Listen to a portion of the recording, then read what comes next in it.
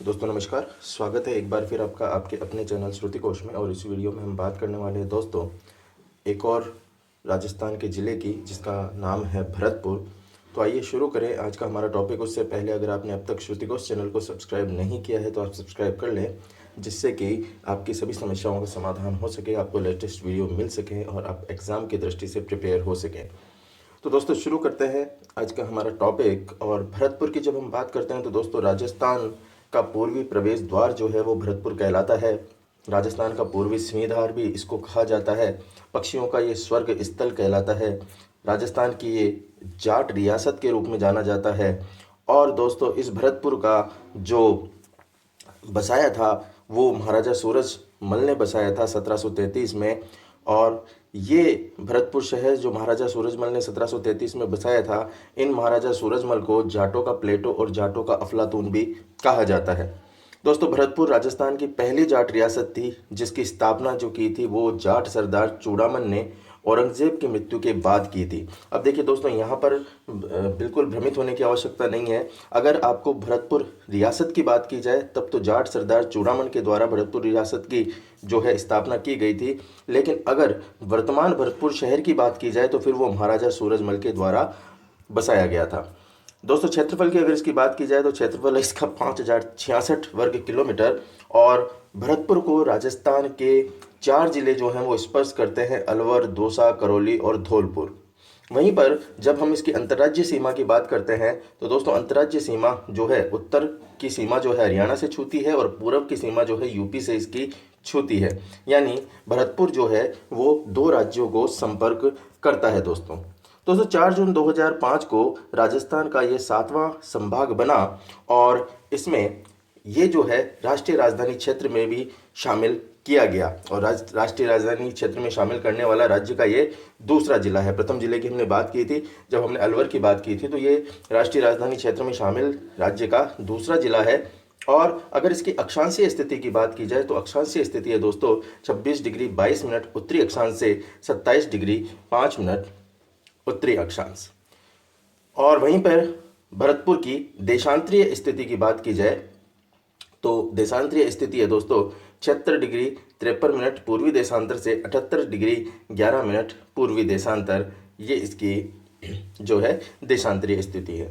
दोस्तों भरतपुर की विधानसभा क्षेत्रों की बात की जाए तो भरतपुर के अंदर 7 विधानसभा क्षेत्र जो है वो सम्मिलित किए गए हैं। और कुल जनसंख्या है यहाँ की दोस्तों 2011 की जनगणना के अनुसार 25,48,462। उसमें पुरुष जो है वो 13,55,726 है। वहीं पर महिला जो है वो 11,92,736 है। इसके साथ अगर लिंगानुपात की बात की जाए तो लिंगानुपात यहाँ पर 880 है, यानी 1000 जो पुरुष हैं उनके ऊपर 880 ये लिंगानुपात है। जनसंख्या घनत्व है दोस्तों 503 और साक्षरता दर है यहाँ की 2011 के अनुसार 70.1%। पुरुष साक्षरता इनमें 84.1% है और महिला साक्षरता है 54.2%। दोस्तों वहीं पे हम बात करें 0 से 6 आयु वर्ग की जनसंख्या की तो ये 4,36,165 0 से 6 आयु वर्ग की जनसंख्या है। और 0 से 6 आयु का जो लिंगानुपात है वो है 869। अब हम बात करते हैं दोस्तों भरतपुर के दर्शनीय स्थलों की। और इसमें सबसे पहले दर्शनीय स्थल जो है वो है केवलादेव राष्ट्रीय उद्यान। दोस्तों केवलादेव राष्ट्रीय उद्यान, इसका जो निर्माण है वो किशन सिंह ने स्विट्जरलैंड की झीलों के आधार पर करवाया था। भरतपुर पक्षी विहार के नाम से ये जाना जाता है। और सन 1956 में पक्षी अभ्यारण्य के लिए आरक्षित वन क्षेत्र में इसे बनाया गया था। दोस्तों 27 अगस्त 1981 को राष्ट्रीय उद्यान इसे घोषित किया गया और यूनेस्को के द्वारा 1985 में विश्व धरोहर की सूची में इसको शामिल किया गया। तो विश्व धरोहर की सूची में केवलादेव राष्ट्रीय उद्यान जो है वो सम्मिलित किया गया है। दोस्तों 1985 में इसको जो विश्व धरोहर सूची में शामिल किया गया था उसका कारण था कि यहाँ पर जो जैव विविधता है और परिस्थितियाँ हैं उस तंत्र की सुरक्षा के लिए इसको यहाँ पर ये सम्मिलित किया गया था। दोस्तों इसके अंदर रामसर कन्वेंशन के तहत रामसर कन्वेंशन वेटलैंड में इसे शामिल किया गया है। ये 29 वर्ग किलोमीटर के अंदर फैला हुआ है। दोस्तों केवलादेव अभ्यारण्य जो है वो भारत के प्रमुख पर्यटक परिपथ यानी जिसको सुनहरा त्रिकोण भी कहा जाता है उस पर यह स्थित है। और इस सुनहरे त्रिकोण में दिल्ली, आगरा और जयपुर जो है वो आते हैं, तो उसके ऊपर ये स्थित है। दोस्तों यह एशिया की सबसे बड़ी पक्षियों की प्रजनन स्थली कहलाता है, इसीलिए इसे पक्षियों का स्वर्ग भी कहा जाता है। और यहाँ पे प्रमुख रूप से लाल गर्दन वाले तोते, साइबेरियन सारस, ये प्रमुखतया यहाँ पर मिलते हैं। इस अभ्यारण्य में ऐंचा घास में फंसकर सर्वाधिक जो है वो पक्षी मरते हैं। तो ये कुछ महत्वपूर्ण विशेषताएं थी केवलादेव अभ्यारण्य की। अब हम बात करें लोहागढ़ दुर्ग की, तो दोस्तों लोहागढ़ दुर्ग जो है वो उसके उपनाम कई हैं। इसे पूर्वी सीमांत का प्रहरी भी कहा जाता है, इसे भरतपुर दुर्ग भी कहा जाता है, इसे मिट्टी का किला भी कहा जाता है, तो इसे अभेद्य दुर्ग और अजयगढ़ दुर्ग भी कहा जाता है। दोस्तों इसका निर्माण जो है वो 1773 में सूरजमल जाट द्वारा करवाया गया था। और इस किले की प्राचीर के बाहर 100 फुट चौड़ी और 60 फुट गहरी खाई बनी हुई है, इसलिए ये पारिक दुर्ग की श्रेणी में भी आता है। दोस्तों खाई के बाहर मिट्टी की प्राचीर बनी हुई है, यानी ये दोहरे सुरक्षा चक्रों से घिरा हुआ है। एक खाई है और फिर मिट्टी की प्राचीर है, यानी खाई के चारों ओर 2 पुल भी बने हुए हैं। दोस्तों गोपालगढ़ की तरफ बना जो पुल है वो दरवाजा वहां पर अष्ट धातु का बना हुआ है। और ये दरवाजा महाराजा जवाहर सिंह द्वारा 1765 में लाल किले से उतार कर लाया गया था। तो 2 पुल हैं, जिसमें एक पुल जो है उसके ऊपर जो दरवाजा लगा हुआ है अष्ट धातु का, वो किसके द्वारा लाया गया? महाराजा जवाहर सिंह के द्वारा लाया गया, लाल किले से उतार कर। वहीं पे जो दक्षिण की ओर बना दरवाजा है उस दरवाजे को कहा जाता है दोस्तों लोहिया दरवाजा। दोस्तों 1733 में जिस स्थान पर किले की नींव रखी गई थी वहां पे खेमकरण जाट की कच्ची गढ़ी थी जो कि चौबुजी कहलाती थी। और उसके बाद इस किले का जो है निर्माण किया गया। दुर्ग तैयार होने में लगभग 8 साल लगे और इसका निर्माण कार्य राजा जसवंत सिंह के काल तक चला था। दोस्तों किले के चारों ओर की जो खाई है उस खाई में मोती झील से सुजान गंगा नहर द्वारा पानी जो है वो लाया जाता था। और इस दुर्ग में 8 बुर्ज भी बने हुए हैं दोस्तों, जिनमें से जवाहर बुर्ज और फतेह बुर्ज जो है वो काफ़ी महत्वपूर्ण है। जवाहर बुर्ज दिल्ली विजय के उपलक्ष्य में तथा फतेह बुर्ज जो है 1806 में अंग्रेजों पर फतेह के उपलक्ष्य में बनाया गया था। अगर अन्य बुर्जों की यहाँ पर बात की जाए तो वो है सिनसिनी बुर्ज, गोखला बुर्ज, कालिका बुर्ज, बागरवाली बुर्ज, नवल सिंह बुर्ज, ये इसके अन्य बुर्ज जो महत्वपूर्ण बुर्ज हैं वो है। दोस्तों मैदानी दुर्गों की श्रेणी में विश्व का पहले नंबर का जो दुर्ग है वो दुर्ग माना जाता है लोहागढ़ दुर्ग को। और दुर्ग के महल का कमरा खास महल में विशाल दरबारों का आयोजन होता था। दोस्तों भरतपुर के शासक रणजीत सिंह ने अंग्रेजों के शत्रु जसवंत राव होलकर को अपने यहाँ शरण दी थी और इसके कारण ही ये जो युद्ध है वो शुरू हुए।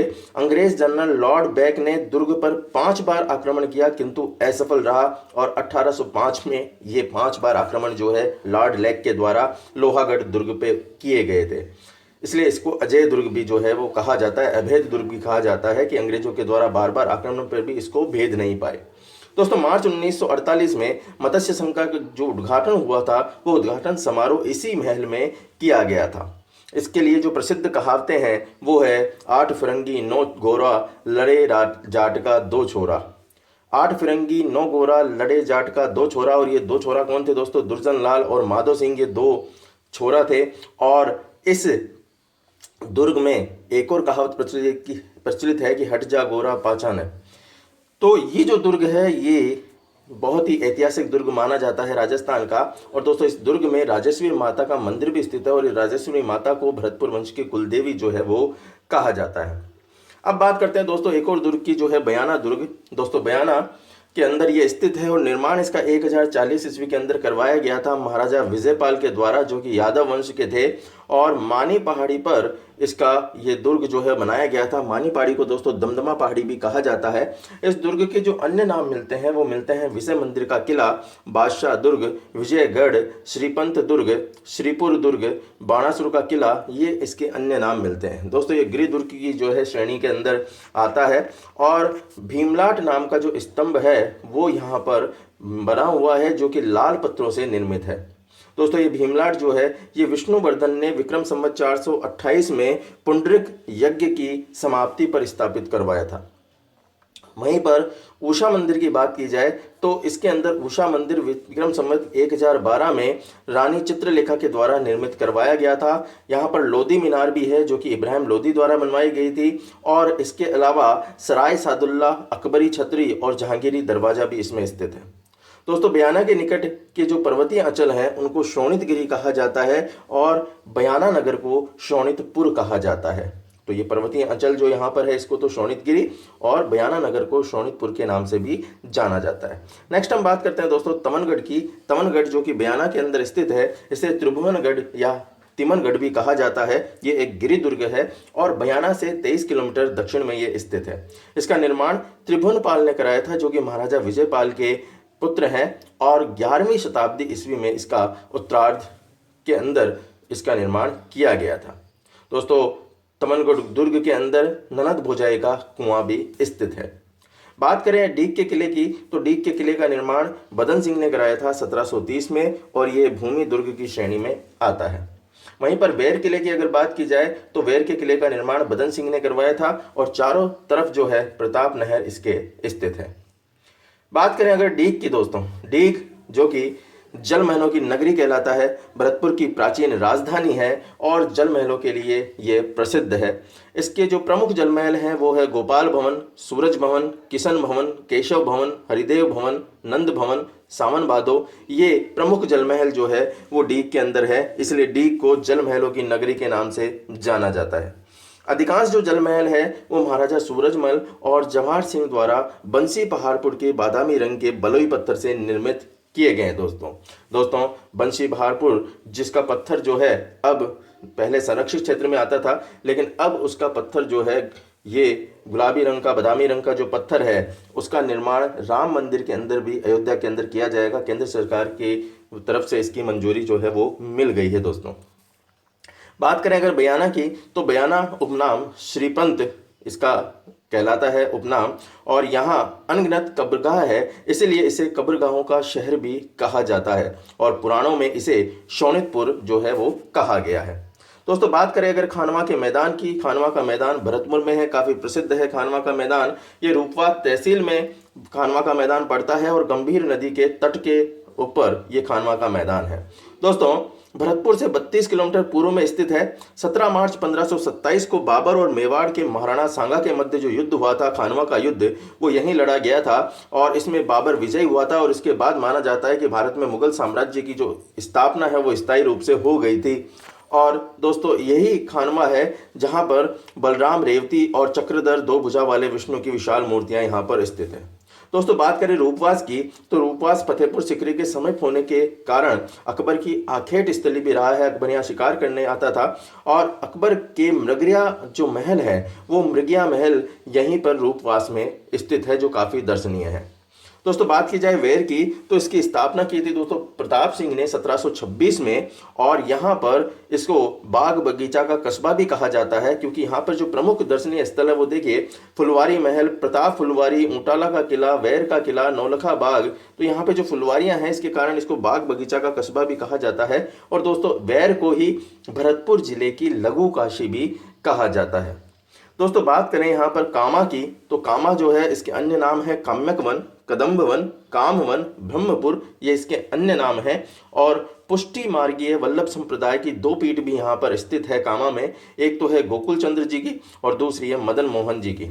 दोस्तों, यहीं पे नंगला जहाज के अंदर ग्वालों के रक्षक व पालनहार लोक देवता जो है देव बाबा, उनका मंदिर भी यहाँ पर स्थित है नंगला जहाज भरतपुर के अंदर। दोस्तों, भरतपुर के अंदर ही सिकरी बांध है, और सिकरी बांध पर भरतपुर से रूपारेल नदी से आने वाली जो बाढ़ है, उससे बाढ़ से होने वाली तबाही से बचाव के लिए इस बांध का निर्माण जो है वो किया गया था। यहाँ पर बंद बारेठा वन्यजीव अभ्यारण्य भी स्थित है, जिसको परिंदों का घर कहा जाता है, और ये जरकों के लिए काफ़ी प्रसिद्ध है। दोस्तों, भरतपुर के अगर प्रमुख मंदिरों की बात की जाए, तो भरतपुर के प्रमुख मंदिरों में एक मंदिर आता है उषा मंदिर, जो कि बयाना में है। यह कन्नौज के महाराजा महिपाल की जो रानी थी चित्रलेखा, उसने भगवान श्री कृष्ण के पौत्र अनिरुद्ध की पत्नी के नाम पर इसे बनवाया था।